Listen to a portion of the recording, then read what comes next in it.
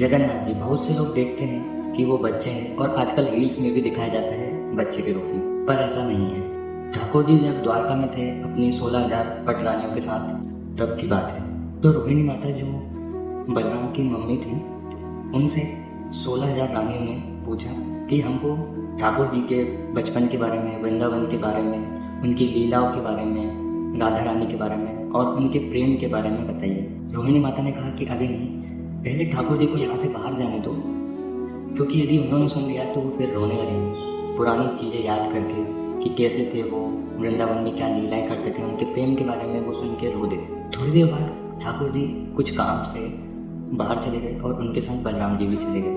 अब रोहिणी माता ने कहा कि ठीक है, अब मैं कथाएं सुनाती हूँ। वो सुभद्रा जी को बोला कि आप बाहर जाके गेट पे खड़े हो जाओ कि यदि कोई आएगा तो मेरे को बता देना, तो मैं कथा रोक दूंगी। तो जैसे ही उन्होंने 16,000 पटरानियों को कथा बताना शुरू की, जैसे ही वृंदावन की बात छेड़ी, तो वहाँ पे बैठी सारी 16,000 रानियाँ फूट फूट कर रोने लगी। और जो उनकी बाहर बहन खड़ी थी सुभद्रा जी, उन्होंने भी कान लगा लिया कि क्या हो रहा है, मैं भी तो सुनूं। तो वो भी मंत्रमुग्ध हो गई उस लीला में, उस कथा में, उनका भी ध्यान वहीं लग गया। और इतने में कृष्ण जी और बलराम जी आ गए। तो ठाकुर जी